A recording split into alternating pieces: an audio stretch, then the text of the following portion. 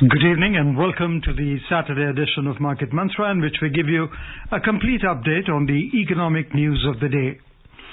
Today we'll also be taking calls from you, our listeners, on any queries that you may have on business, economic and stock market matters. But do remember that we don't address stock or company specific queries. The numbers to call us on are 23314444, 23717106 or 23717117. And those of you who would be calling us from outside Delhi, please prefix 011. My name is Rajesh Lake and with me is my co-anchor in Hindi, Sonu Sood.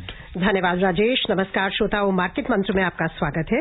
रोज की तरह आज भी हम ताजा आर्थिक खबरें आप तक लाएंगे। आज शनिवार है और प्रत्येक शनिवार की तरह हम आपके प्रश्नों को सीधे प्रोग्राम में शामिल करेंगे। श्रोताओं, आप हमसे आर्थिक, व्यापारिक और शेयर बाजार से जुड़े किसी भी मुद्दे पर जानकारी प्राप्त कर सकते हैं, परंतु याद रखिएगा कि हम किसी विशेष कंपनी या स्टॉक के बारे में जानकारी इस कार्यक्रम में नहीं दे पाएंगे। प्रश्न पूछने के लिए हमारे नंबर हैं 23314444, 23717106 और 23717117। दिल्ली से बाहर के श्रोता इन नंबरों से पहले STD कोड 011 भी डायल करें। आपके प्रश्नों के उत्तर देने के लिए आज कार्यक्रम में आमंत्रित हैं वरिष्ठ आर्थिक विशेषज्ञ शरद कोहली। शरद जी नमस्कार, मार्केट मंत्र में आपका स्वागत है। वार्म वेलकम शरद। नमस्कार सोनू, नमस्कार राजेश और सभी श्रोताओं को मेरा अभिनंदन। और अब सबसे पहले हेडलाइंस के साथ हैं राजेश लेख। The country witnesses highest ever annual foreign direct investment of $83.6 billion in the last fiscal. Employee Provident Fund organization surpasses all records of enrollment that stand at 12.2 million in 2021-22. And on the Wall Street, the Dow ends marginally higher in a volatile session. Bharat में आने वाला वार्षिक प्रत्यक्ष विदेशी निवेश पिछले वित्त वर्ष में 83.6 अरब डॉलर के अब तक के रिकॉर्ड उच्चतम स्तर पर पहुंचा। कर्मचारी भविष्य निधि संगठन में शामिल नए उपभोक्ताओं की संख्या वर्ष 2021-22 में 1.22 करोड़ दर्ज हुई, जो अब तक का सर्वाधिक वैश्विक स्तर है। और वॉल स्ट्रीट में उतार चढ़ाव भरे सत्र के दौरान डाउ सूचकांक मामूली बढ़त पर हुआ बंद।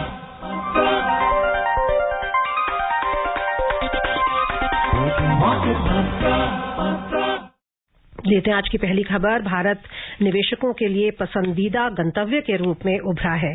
पिछले वित्त वर्ष के दौरान देश में वार्षिक प्रत्यक्ष विदेशी निवेश का प्रवाह अब तक के सर्वाधिक स्तर 83 अरब 57 करोड़ अमरीकी डॉलर तक पहुंच गया।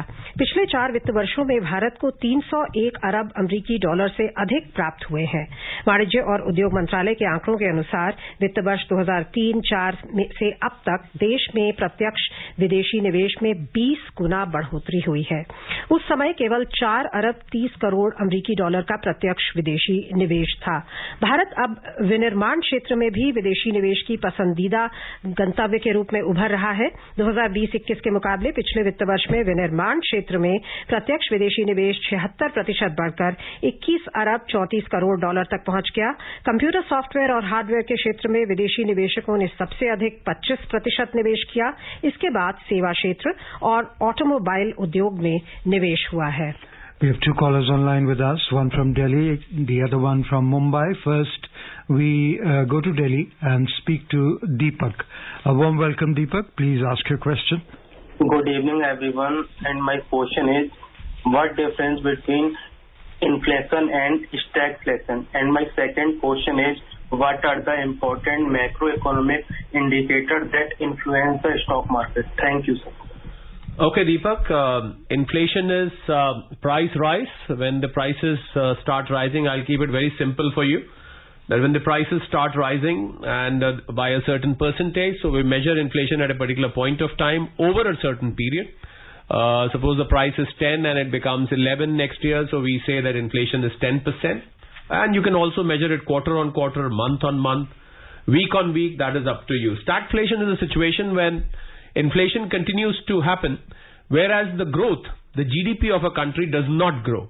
So it's a very precarious situation when the growth stops, but inflation continues, which is basically, we call it as a cost push inflation. Normally inflation is driven by demand pull phenomena.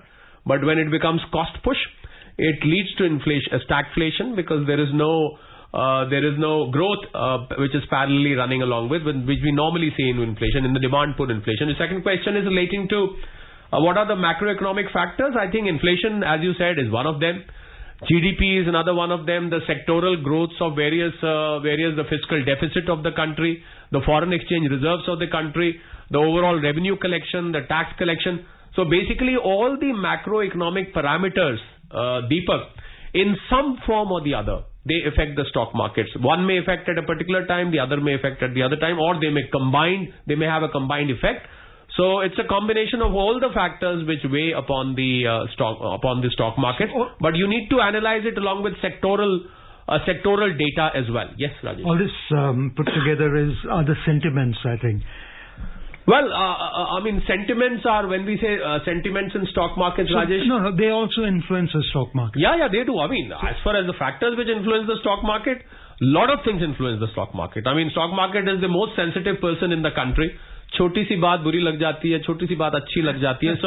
So you know, yes, but macroeconomic factors do play a lot of role when you do overall fundamental analysis of.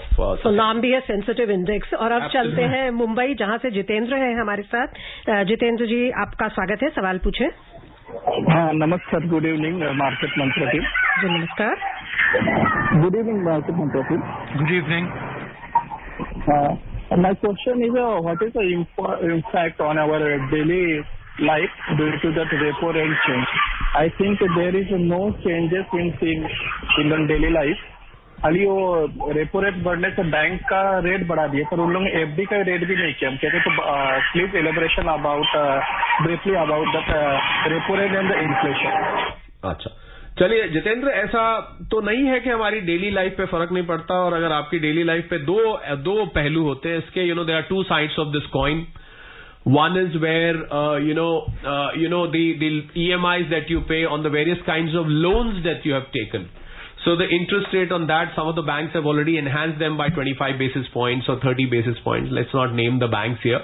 Well, you're right. It should have a corresponding effect on the deposits as well.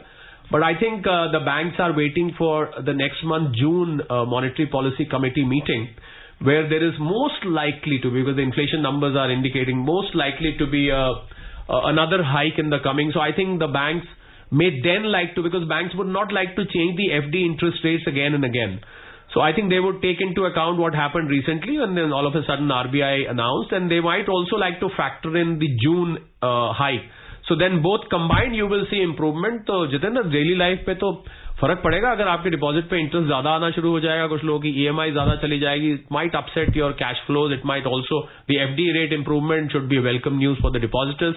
So yes, it does effect, but effect is not like कि bread महंगा हो गया, दूध महंगा हो गया, आप लेने गए तो एकदम से आपका पैसे जेब से ज्यादा गए. थोड़ा सा इसका इफेक्ट देर में महसूस होता है. तो धीरे धीरे इब्तिदाए इश्क है, रोता है क्या, आगे आगे देखिए होता है क्या. From Rewari, we are joined in by Jaipal. Jaipal, we welcome you. नमस्ते मार्केट मंत्रा टीम को, विशेष रूप से कोहली सर को. नमस्ते सर. कोहली सर, मेरा प्रश्न ये है कि जैसे अभी पीछे आया भाई, भारत में गेहूं की, खाद्यान्न की, जैसे जो FCI नहीं खरीद पाई जी, या जो खाद्य तेल है उनकी कमी है जी, तो क्या ये ऐसा मतलब सिनेरियो नहीं बन रहा आने वाले समय में ये भारत में इसका व्यापक रूप से प्रभाव होगा, और कहीं हम श्रीलंका वाली स्थिति पे तो उसकी तरफ तो कदम नहीं बढ़ा रहे हैं सर? जयपाल जी, अगर आपको रात की नींद पूरी नहीं आ रही है इस कारण से, तो मैं आपको सलाह दूंगा आप बिल्कुल चैन से सोएं. भारत के पास श्रीलंका वाली परिस्थिति नहीं आने वाली. श्रीलंका में परिस्थिति इसलिए आई जयपाल जी, क्योंकि उनका जो फॉरेन एक्सचेंज रिजर्व था वो खत्म हो गया था. श्रीलंका में ज्यादा कुछ मैन्युफैक्चर नहीं होता है, वो चाय और टूरिज्म के सहारे चलते थे. वो भी उनका आना बंद हो गया, तो वहां पर वो कुछ इंपोर्ट करने लायक नहीं रहे, जिसके कारण से कीमतें बढ़ी और आज वहां इन्फ्लेशन इतना ज्यादा हो गया है, फूड शॉर्टेज हो गई है. भारत तो उससे बहुत अच्छा, भारत तो जयपाल जी उल्टा श्रीलंका की मदद कर रहा है. अभी मैं एक शो पे था, वो बात करता, आज भारत ने एक शिप रवाना करी है जिसमें 200 मेट्रिक टन दूध भेजा है और 900 किलो के करीब जो है चावल भेजा है. भारत तो उल्टा मदद कर रहा है, चिंता नहीं करिए. भारत एक फूड सरप्लस कंट्री है. हमारे पास बहुत गेहूं है, बहुत धान है, बहुत फूड ग्रेन है. अब तो हम दुनिया को, ये परिस्थिति थोड़ी विशेष हो गई है इन्फ्लेशन को लेके, थोड़ा मौसम नागवार रहा, पीछे गर्मी बहुत ज्यादा पड़ी है, उसके कारण से। अदरवाइज हमें फूड की कोई चिंता नहीं है जयपाल जी, आप निश्चिंत होके मुझे एश्योरेंस दीजिए कि आप आज रात को बिल्कुल निश्चिंत होकर सोएंगे जी। और अब मनोज है हमारे अगले कॉलर, दिल्ली से फोन कर रहे हैं हमें। नमस्कार, सवाल पूछिए। मनोज जी, आप प्लीज अपने जो रेडियो सेट है उसकी वॉल्यूम हल्की कर दीजिए, उसका एको आ रहा है, और अपना सवाल पूछ लीजिए। नमस्कार भारतीय मंत्रा की पूरी टीम को नमस्कार जी। नमस्कार। मेरा एक क्वेश्चन है कि हम लोग जो स्टॉक मार्केट है हमारा, वो सारे जो क्यूज है या कोई भी इंडिकेशन देता है वो यूएस से या पूरे वर्ल्ड से लेता है जी। जो पूरे वर्ल्ड में जो ऊपर नीचे हुआ है कि यूक्रेन का मुद्दा हो या हमारे पड़ोसी श्रीलंका का मुद्दा हो जी, अब हम इतनी बड़ी इकोनॉमी होने के बावजूद, सबसे ज्यादा हमारे पास पॉपुलेशन है, सबसे ज्यादा हमारे पास खाद्यान्न है, हम एक्सपोर्ट करते हैं, लेकिन उसके बावजूद भी हम वर्ल्ड के बाकी जो क्यूज है उनको फॉलो करते हैं। हम अपने पीछे वर्ल्ड को क्यों नहीं चला सकते? सबसे बड़ी मनोज जी, आपने मेरे दिल की बात छीन ली और मैं इस पे आज चर्चा करना चाह रहा था। राजेश सोनू, मैं आपको बताना चाहूं, मैं सोच रहा था कि कैसे इस बात का जिक्र करूं, पर आपने ऐसा लगा आप अंतर्यामी हैं, आपने मेरे मन की बात जान ली। बिल्कुल, मैं भी व्यक्तिगत रूप पे यही चाहता हूं कि हम जो अमेरिकन मार्केट से आजकल ये इम्पोर्टेड मंदी और ये इम्पोर्टेड एकदम से स्प्रिंग बैक आता है, बाउंस बैक आता है, हम अपने आप में एक दुनिया है। आपने बिल्कुल ठीक कहा मनोज, काश ऐसा दिन आए। और हम ही नहीं, आपको हैरानी होगी मनोज जी, जापान है, कोरिया है, सिंगापुर है, हांगकांग है, ये सारी मार्केट्स, क्योंकि अमेरिका टाइम डिफरेंस है इनका, वो वेट करते हैं कि रात को किस टाइम बंद हो तो हम सुबह वहीं पर खुले। काश ऐसा कोई दिन आए कि हम इनसे क्यूज ना लें वेस्टर्न वर्ल्ड से, और हम अपने बूथे पर अपनी, और लोग हमसे क्यों लें, हम तो चाहते हैं ऐसा है। और मुझे उम्मीद है कि भारत एक दिन ऐसा बन जाएगा कि दुनिया भारत को देख के चला करेगी। पर बदकिस्मती से अभी तो ऐसा ही है कि हम जैसे वो खुलते हैं जैसे वो बंद होते हैं, इसीलिए हम इम्पोर्टेड मंदी, इम्पोर्टेड तेजी, बिल्कुल आपके सेंटिमेंट से, आपके भाव से मैं पूरी तरह से सहमत हूं। और आपसे ज्यादा मुझे इस बात का उतावलापन है कि कब वो दिन आएगा जब भारत को वेस्टर्न मार्केट्स का मुंह नहीं देख के अपने बलबूथे पर खुलेंगे। पर एक चीज ये भी है कि ग्लोबलाइज वर्ल्ड में सभी इंटरडिपेंडेंट है। इंटरडिपेंडेंट तो है सोनू, पर इनकी जो बात थी वो उसमें बहुत दम भी है, क्योंकि इंटर रिलेटेड है। पर ये तो नहीं ना, अब अमेरिका में लोकली मान लीजिए कुछ हुआ है, उनकी मार्केट गिर गई, तो हमारे यहाँ तो सब ठीक ठाक है, तो हम भला क्यों गिर रहे हैं? सारे ट्रेडर से बोलते हैं हम, तुम क्यों यहाँ क्यों, हाँ तुम क्यों बेचे जा रहे हो भैया, उनको जो कर रहे हैं करने दो। तो ये मुझे लग रहा है इससे कहीं बिल्कुल उनकी बात जायज है जी। Pawan now joins us. Pawan, we welcome you, and Pawan is from Himachal Pradesh. जय हिंद सर। जय हिंद। हाँ सर, मैं हिमाचल प्रदेश से पवन कुमार बोल रहा हूँ सर जी। मेरा एक क्वेश्चन है कि जैसे हम वो स्टॉक मार्केट में कुछ पैसा लगाते हैं, कुछ पीपीएफ में लगाते हैं, कुछ स्मॉल सेविंग में लगाते हैं, कुछ टर्म डिपॉजिट में लगाते हैं, तो जिस तरह से इस बार जो है वो एक पेंडेमिक आई है, उस पेंडेमिक के दौरान आदमी को कितना जो सैलरी का कितने % जो है वो इमरजेंसी फंड के में रखना चाहिए? चलिए पवन जी, एक शर्त पे हम जवाब देंगे आपका। आप हिमाचल प्रदेश से बोल रहे हैं और यहाँ गर्मी बहुत है जहाँ हम बैठे हैं, अगर आप वहां से ठंडी हवा भेज दे तो हम जवाब दें। तो खैर चलिए, आप नहीं भी भेजें हम तब भी देते हैं। जी हाँ, मेरे ख्याल से इमरजेंसी फंड्स की जहां तक बात है, मुझे लग रहा है कि आपको कम से कम 15 से 20% अपनी सैलरी का हर महीने कोशिश करें। हर बार संभव भी नहीं होता है, आदमी के घर के खर्चे बहुत होते हैं, कुछ सेविंग्स भी होती है, तो 15-20% अगर आप आइडियली कर सकें इमरजेंसी फंड में, मतलब अगर आपकी सैलरी 50,000 है और आप उसमें से 7,500 या 10,000 अलग रख पाए इमरजेंसी के लिए, तो धीरे धीरे आपके पास देखेंगे आपके लिए एक अच्छा कॉर्पस बन जाएगा इमरजेंसी में, और उसको आप निवेश भी करें। ये नहीं कि आप खाली उसको निकाल के रखें, उसको निवेश करें तो उसमें बढ़ोतरी भी होगी, और आपने जितने ये नाम लिए थे प्रोडक्ट्स के, इन सब का कॉम्बिनेशन बना के आप निवेश करें। पवन जी, बहुत अच्छा ख्याल है ये इमरजेंसी फंड बनाने का। बहुत सारे सैलरी के लोग मैं जानता हूं वो इस बात का वो नहीं ध्यान देते, और जब मुसीबत आती है तो वाकई वो हाथ पैर इधर उधर मारते हैं, दोस्तों से मांग, इधर मांग, बैंक से लोन ले। अगर आपके जैसे सब सोचने लगे तो मैं तो समझता हूं कि बहुत हद तक उनकी समस्याएं का सुधार हो जाएगा। हमारे 2 श्रोता हमारे साथ जुड़े हुए हैं, भोपाल से शंकर जी और खजुराहो से जितेंद्र जी। आपसे रिक्वेस्ट करेंगे बने रहिए, एक छोटा सा विराम लेंगे और फिर आपसे बात करेंगे। उपभोक्ताओं तक पहुंचने का सुलभ और सस्ता माध्यम है आकाशवाणी। आकाशवाणी के विभिन्न केंद्रों से कीजिए अपने उत्पादों और सेवाओं का प्रचार विज्ञापनों के माध्यम से। लोकल और राष्ट्रीय स्तर पर कीजिए अपने बिजनेस का विस्तार, क्योंकि आकाशवाणी में विज्ञापन बुकिंग हुई बहुत ही आसान। अब घर, दफ्तर या दुकान पर बैठे बैठे आप कर सकते हैं विज्ञापनों की बुकिंग। डायल कीजिए 870-001-4242। नंबर एक बार फिर नोट करें, 870-001-4242। Welcome back to Market Mantra. Joining us now from Bhopal is Shankar. We welcome you, Shankar. नमस्ते मार्केट मंत्रा टीम, नमस्ते कोहली जी। नमस्कार। तो मेरा सवाल एफडीआई के ऊपर ये, अभी रिसेंटली एक बड़ी कंपनी इंडिया से बाहर निकली है जी, तो आप क्या कारण देखते हैं वो क्यों निकली? क्या ये कमर्शियल डिसीजन था या 2025 से कोई कार्बन फुटप्रिंट को लेकर टैक्सेशन लगने वाला है यूरोप में या वर्ल्ड वाइड, तो उसकी वजह से हुआ? और उसकी वो कारण है क्या, मुख्य कारण इनके निकलने का? और दूसरा सवाल इसी के संदर्भ में है कि एफडीआई डेटा जो आता है अभी $84 बिलियन का, ये इंक्लूडेड एग्जिट वाले जो निकले वो है, ये नेट है या सिर्फ इनफ्लो वाला है? आउटफ्लो वाला डेटा इसमें कंसिडर नहीं होता है, क्योंकि वो दोनों का अगर सम्मिश्रण दे तो पता चलेगा कि नेट कितना है। Thank you. देखिए शंकर जी, किसी कंपनी के किसी देश को छोड़ने के, निकालने के बहुत सारे कारण होते हैं। उनके अपने ऑपरेशनल कमर्शियल रीजंस भी होते हैं। उनका जो टॉप मैनेजमेंट होता है वो भी किसी कारणों से, मेरे पास, आपके पास एक है, मेरे पास तो दर्जनों एग्जाम्पल होंगे, और अगर 1 दर्जन यहां से गई है तो 2 दर्जन आ भी गई हैं। तो देखिए ये सिलसिला शंकर जी चलता रहता है आने जाने का, कभी कोई आ रहा है कभी कोई जा रहा है। पर मुझे अभी भी जो आज अभी आपके सामने सोनू ने न्यूज पढ़ी, $83.6 बिलियन हमारी रिकॉर्ड एफडीआई आई है। जी हाँ, उसमें जब हम फॉरेन डायरेक्ट इन्वेस्टमेंट की बात करते हैं तो हम बिल्कुल इन्वेस्टमेंट की ही बात करते हैं। हम उसमें जो एक्सोडस होता है, जिसको हम निकलना कहते हैं, उसकी एडजस्टमेंट फिर अगले महीनों में आने लग जाती है। ऐसा नहीं है कि उसको हम कंसिडर नहीं करते हैं, हम उसको नेट करके ही लेते हैं। पर अभी निकलने का सिलसिला जारी है, उसके आंकड़े पहले आ गए तो उसको उसमें ले लेते हैं। पर बहुत सारे कारण होते हैं शंकर जी इसको निकलने के, ऐसा कोई एक विशेष कारण नहीं है। और ज्यादातर हमने देखा है कंपनीज के निजी कारण इसमें होते हैं। कई बार किसी देश की पॉलिसी ऐसी होती है वो लेते हैं। हम यहाँ स्पेसिफिक बात नहीं करते, हालांकि मैं समझ रहा हूं आप किसका जिक्र कर रहे हैं, पर इसमें कोई ऐसा मुझे पॉलिटिकल रीजन नहीं नजर आता है। जी, अगले कॉलर हैं जितेंद्र खजुराहो से। जितेंद्र जी नमस्कार, सवाल पूछें। जी मैम नमस्ते, और शरद कोहली सर को भी नमस्ते। नमस्कार जी। सर 2 क्वेश्चन है। पहला क्वेश्चन है कि आरबीआई ने जो अभी अधिशेष जारी किया हुआ है जी, तो उसमें जो रिस्क बफर जोन 5.5% बनाए रखने की बात की गई है, तो ये क्या होता है? और जो ये अधिशेष जारी किया गया है तो ये पैसा मार्केट में आएगा तो महंगाई बढ़ेगी क्या? और दूसरा क्वेश्चन है कि आजकल हमारा मार्केट ग्लोबल मार्केट को फॉलो कर रहा है और डोमेस्टिक जो फैक्टर है उनको इग्नोर कर रहा है, इसके पीछे क्या रीजन हो सकते हैं? Thank you.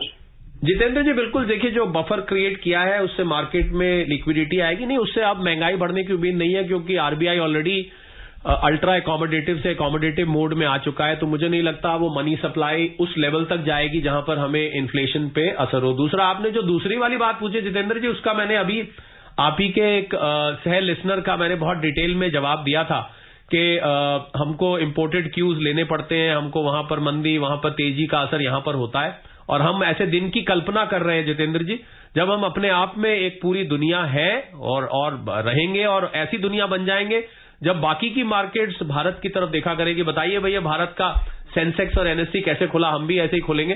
जी हाँ, अभी फिलहाल क्योंकि अमेरिका सबसे बड़ी इकोनॉमी है, 22-23 ट्रिलियन डॉलर की इकोनॉमी है, और डॉलर जो है करीब 80-85% दुनिया का ट्रेड डॉलर में होता है। तो अमेरिका का वर्चस्व है, हम माने हम चाहें या ना चाहें, उनका वर्चस्व है। उम्मीद करते हैं आगे परिस्थितियां बदलेंगी जितेंद्र जी।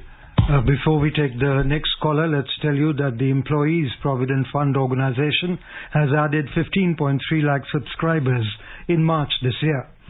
This is about 20% more than 12.9 lakh enrolled in February this year.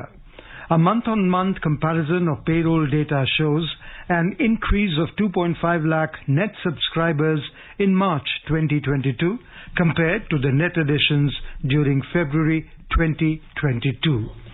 From Delhi, we are joined in by L.C. Sharma. We welcome you. Please ask your question. नमस्कार शरद जी, मेरे एक सवाल है कि मैंने जो है रिटायरमेंट प्लान में 23 साल पहले इन्वेस्ट किया हुआ था यूटीआई में और फ्रैंकलिन और उसमें जी। अब मैं 23 साल के बाद उनको निकालना चाहता हूं, तो जैसे एनएबी जिसमें परचेज की थी तो उस समय 10 रुपए थी जी। अब 164 है जी। तो मेरे को टैक्स कैसे देना पड़ेगा या कोई टैक्स नहीं भी होगा? रिटायरमेंट बेनिफिट प्लान है। देखिए, अगर तो शर्मा जी ये रिटायरमेंट बेनिफिट प्लान है, आपने लिया था, तो इसमें सीधा सीधा कैलकुलेशन होती है। अगर ये इक्विटी फंड है तो इसमें जो आपकी रिडेम्पशन प्राइस आती है उसमें से कॉस्ट ऑफ एक्विजिशन घटा के जो बाकी का होता है उस पर आपको कैपिटल गेन देना होता है, जिसका रेट जो है वो 10% है। अगर ये डेट फंड है तो इसमें आपको पता होगा कि उसमें आपका तो लॉन्ग टर्म है ही है, तो मुझे लॉन्ग टर्म शॉर्ट टर्म बताने की जरूरत नहीं है, क्योंकि आपने बहुत लंबे समय से रखा हुआ है। अगर डेट फंड है तो उसमें 3 साल का लॉन्ग टर्म कैपिटल गेन का प्रोविजन होता है और उसमें भी टैक्स लगता है, तो उसमें 20% टैक्स है। तो उसमें सेल प्राइस में से आपका जो रिडेम्पशन प्राइस है उसमें से जो आपकी कॉस्ट है वो रिड्यूस कर दी जाएगी। अगर डेट फंड है तो आपको इंडेक्सेशन का बेनिफिट भी मिलेगा, और अगर डेट फंड नहीं है तो आपको इंडेक्सेशन का बेनिफिट नहीं मिलेगा। तो आप इसको कैलकुलेशन करके, नहीं समझ में आया हो तो आप कैलकुलेशन करिए, अगली बार आप जरूर पूछिएगा। हमारे अगले कॉलर हैं थाने से गुरुनाथ जी। उनसे बात करने से पहले अपने श्रोताओं को बता दें कि अभी हमें जो अपडेट है कि एक्साइज ड्यूटी सरकार ने पेट्रोल पर 9.5 रुपए प्रति लीटर कम कर दी है और डीजल पर 7 रुपए प्रति लीटर कम कर दी है। सो एक्साइज कट 2.0 की हम जो बात कर रहे थे काफी समय से, फाइनली वो आ गया है। Welcome move. जी हाँ, बिल्कुल। महंगाई की हम बात करें तो देखिए सरकार ने अपनी तरफ से कदम उठाया। हालांकि ये मैं बताना चाहूंगा कि यहां पर सरकार की प्रशंसा करने की बात है, क्योंकि अंडर रिकवरी डीजल पे जो ऑयल मार्केटिंग कंपनीज ने $110-15 क्रूड ऑयल की प्राइस पे 25 से 30 रुपए की है। उसके बावजूद सरकार ने महंगाई का संज्ञान लेते हुए और ये देखते हुए कि इसका कैस्केडिंग इफेक्ट होता है, ये अभी खबर आई है कि 9.5 रुपए डीजल पर और 7 रुपए 9.5 रुपए पेट्रोल पर और 7 रुपए डीजल पर घटा दिए। मैं समझता हूं इससे महंगाई को लगाम लगाने में बहुत मदद मिलेगी। और गुरुनाथ जी हैं, अब उनका स्वागत करते हैं। सवाल पूछिए। गुरुनाथ जी, आप हमें सुन पा रहे हैं? जी मैडम, नमस्कार। नमस्कार। कोहली साहब को भी नमस्कार। नमस्कार। नमस्कार सर, मेरा क्वेश्चन है सर, जो गोल्ड के बारे में है। जी सर, गवर्नमेंट ने तो जो बॉन्ड वगैरह जारी किए थे, उसके बावजूद जो लोगों की जो मेंटालिटी है, जो माइंड में उनके फिट हो चुका है कि फिजिकली जो खरीदने का जो मामला है वो बढ़ता ही जा रहा है जी। और हमें तो इंपोर्ट करना पड़ता है, तो फॉरेक्स रिजर्व पे भी इसका असर पड़ता है जी। तो सर, ये कितना मतलब उनको लगता है कि ये सेफ इन्वेस्ट है? आज भी यही मानसिकता है sir. Thank you sir. Gurunath ji, आपकी ये बात सुन के शायद जो लोग फिजिकल खरीदते हैं शायद वो कम लेने लगे। मुझे कोई बता रहा था, राजेश और सोनू, के गोल्ड को जब खरीद के छू के देखते हैं तो बड़ा नशा सा आता है, बड़ा मजा सा आता है उसको छू के देखने में। गुरुनाथ जी, शायद यही रीजन होगा। हालांकि जो निवेशक हैं हम उनको बताना चाहेंगे कि अगर वो उसको पेपर फॉर्म में या डीमैट फॉर्म में रखते हैं तो उतना ही सेफ है, बल्कि उसमें कुछ टैक्स की एग्जेम्पशन भी है, कैपिटल गेन एग्जेम्पशन भी है, सेफ भी है। बिल्कुल गुरुनाथ जी, आइए आप और हम मिलकर एक बार और जोर से बोलते हैं कि आप बेशक इसको डीमैट फॉर्म में लीजिए, और इससे शायद सुन के वो लोग डिस्करेज हो और वो ज्यादा से ज्यादा डीमैट फॉर्म में ले। आपकी बात से मैं पूरी तरह से सहमत हूं जी। Moving on the Wall Street, key indices ended mixed yesterday after a volatile session that saw Tesla slump and other growth stocks also lose ground. So the Dow Jones Industrial Average gained just 9 points to close at 31,262. The S&P 500 ended marginally higher at 3,901, but the Nasdaq shed 34 points or 0.3% to 11,355. Meanwhile, recent disappointing forecasts from big retailers, Walmart, Kohl's Corp, and Target Inc. have rattled market sentiment, adding to evidence that rising prices have started to hurt the purchasing power of U.S. consumers. Ross Stores plunged 22.5% after the discount apparel retailer cut its 2022 forecasts for sales and profit. Also, traders are pricing in 50 basis point rate hikes by the U.S. Central Bank in June and July. For the week, the S&P 500 and the Nasdaq logged their 7th straight week of losses, the longest losing streak since 2001. The Dow suffered its 8th consecutive weekly decline, its longest since 1932 during the Great Depression. We'll talk about it if time permits. In the meantime, we are joined in by Satish from Delhi. Satish, please ask your question. Saurabh ji नमस्कार। नमस्कार जी। Sir जी, मेरा question ये है कि ये जो startup है जी, इनको $1 बिलियन का मिलता है जी, वो कहलाता है 7,000 crore something. It's a big amount. हाँ जी। तो क्या ये स्टार्टअप पैसा कहाँ से इतना लाते हैं और क्या ये सभी सक्सेसफुल है? बहुत अच्छा आपने सतीश जी ये मुद्दा उठाया है। मैं एक स्टार्टअप मेंटर रहा हूं और बहुत सारे स्टार्टअप्स को मैंने शुरुआत से देखा है। आपने बिल्कुल ठीक कहा, मैं भी इस बात से सहमत हूं कि स्टार्टअप्स को प्रॉफिटेबिलिटी पे ध्यान देना चाहिए। उनको वैल्यूएशंस उनकी अच्छी है, यूनिकॉर्न कहते हैं, आपने ठीक पकड़ा, उसको मैं नाम बता देता हूं। 7,500 करोड़ अगर अब, जो कि आजकल करीब 7,700 करोड़ हो गया, बल्कि एक डेकाकॉन भी होता है कि अगर $10 बिलियन हो जाए, 77,000 करोड़ आपके हो जाए, वैल्यूएशन हो जाती है, तो आप डेकाकॉन कहलाते हैं, वरना यूनिकॉर्न कहलाते हैं अगर $1 बिलियन से ऊपर। जी हाँ, वैल्यूएशन इनकी बहुत अच्छी है और इसी उम्मीद में इन्वेस्टर सतीश जी पैसा लगाते हैं कि शायद ये आने वाले 2 साल 3 साल 4 साल में प्रॉफिट में आ जाए। पर मैं ये मानता हूं कि बिल्कुल इस बात से सहमत हूं कि उनको प्रॉफिट पे ध्यान देना चाहिए। बिजनेस आखिर करना है प्रॉफिट के लिए। अब ये वैल्यूएशन के लिए बिजनेस करना एक नया ट्रेंड चला है, पर ऐसा नहीं है कि ये लोग प्रॉफिट की उम्मीद नहीं रखते हैं। इनकी जो प्रोजेक्टेड नंबर्स दिए जाते हैं उसमें आप देखेंगे अगले 3 साल 5 साल में इनको कहीं प्रॉफिटेबिलिटी दिखानी पड़ती है। सतीश जी, आपको ये बताऊं, अगर ये प्रॉफिटेबिलिटी आने वाले नियर फ्यूचर में ना दिखाएं तो इन्वेस्टर इनमें पैसा ही ना लगाएं। पर आपकी बात बिल्कुल आपने बिल्कुल, कहते हैं अंग्रेजी में, you hit the nail on the head. मैं भी इस बात से सहमत हूं कि प्रॉफिटेबिलिटी पे ध्यान, खाली वैल्यूएशन की बात नहीं करनी चाहिए। जी हाँ, मुनाफे की बात भी करनी चाहिए। और एक चीज आप हमेशा कहते रहे हैं स्टार्टअप्स के कॉन्टेक्स्ट में कि इन्हें मैन्युफैक्चरिंग में ज्यादा आना चाहिए। जी हाँ, बिल्कुल। स्टार्टअप्स का मतलब लोग तो ये समझ लें कि स्टार्टअप का मतलब एक ऐप होनी चाहिए मोबाइल फोन पे और एक टेक्नोलॉजी होनी चाहिए। जबकि प्रधानमंत्री जी भी बार बार कह रहे हैं कि आप मैन्युफैक्चरिंग में आगे आइए। अगर आप मैन्युफैक्चरिंग में स्टार्टअप करते हैं, मुझे लग रहा है आप उससे बहुत ठोस होता है वो, और उसमें तरक्की करने की, क्योंकि मेक इन इंडिया और जिस तरह से दुनिया देख रही है भारत की तरफ मैन्युफैक्चरिंग के लिए, उसमें बहुत ज्यादा पोटेंशियल है। So quickly, is the US entering the bearish phase? Well, technically, if you're talking of stock markets or you're talking of the US economy. US economy, if you say 2 successive quarters of minus growth or negative growth leads to recession. But as far as the bearish sentiment in US is concerned, we have seen Dow going down by more than 20%. So technically, the law on Wall Street is that if the index is down by 20%, it is supposed to be entering a bearish phase. Well, it's one word which I would not like to pronounce very loudly, because अभी हमने 2 श्रोताओं से बात करी, यहाँ कहीं असर ना हो जाए उसका। तो I think it is just on the border as of now.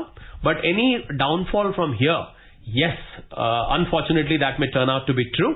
But let's hope not. I mean, let's hope that doesn't happen. आपको क्या लगता है कितनी प्रोबेबिलिटी है कि ये बॉटमिंग आउट हो रही है मार्केट्स की? हमारे में तो सोनू बोलते हैं कि कभी भी मार्केट का बॉटम और टॉप चेज नहीं करना चाहिए, और मार्केट का बॉटम प्रेडिक्ट करना भी बहुत मुश्किल होता है। पर ये सच है कि मार्केट 18,604 निफ्टी से घट के आज हम यहां पर खड़े हुए हैं। लगता है जैसे बॉटम हो गई, पर एक बात जो मैं जरूर जोड़ना चाहूंगा जाते जाते सबके काम की है कि ये वो टाइम है जब आप अच्छे वैल्यूएशन के स्टॉक्स को बड़ी आसानी से ढूंढ सकते हैं। उठी हुई मार्केट में इनको ढूंढना बहुत मुश्किल होता है, और जिनकी पीई रेशियो कम है, जिनकी बुक वैल्यू कम है, उन स्टॉक्स को अगर निवेशक ढूंढेंगे, खासकर मार्केट मंत्रा के श्रोता, मैं उम्मीद करता हूं अगले 4-5 महीने में आप हमारे लिए लड्डू जरूर भेजेंगे, क्योंकि आपको जरूर ही मुनाफा होगा उसमें। तो आप खासकर लार्ज कैप में आप देखिए कि बहुत ही अट्रैक्टिव वैल्यूएशन निकल के आई है, जो कि पहले नहीं दिखाई देती। कोई पर्टिकुलर सेक्टर? देखिए, सेक्टर बोलते बोलते कहीं मेरे मुंह से कंपनियां निकल जाए, इसलिए मैं सेक्टर बोलने में भी हिचकिचाता हूं। पर हाँ, अगर आप डिफेंस सेक्टर के लें, आप एफएमसीजी के लें, तो उसमें स्कोप है। बहुत बहुत धन्यवाद आपका शरद जी, आप आए और हमारे श्रोताओं को बहुमूल्य जानकारी दी। Thank you so much. Thank you for being with us, Sharad. And before we close the headlines once again, the country witnesses highest ever annual foreign direct investment of $83.6 billion in the last fiscal. Employee Provident Fund Organization surpasses all records of enrollment that stand at 12.2 million in 2021-22. And on the Wall Street, the Dow ends marginally higher in a volatile session. That's all we have in this edition of Market Mantra. Till tomorrow, goodbye.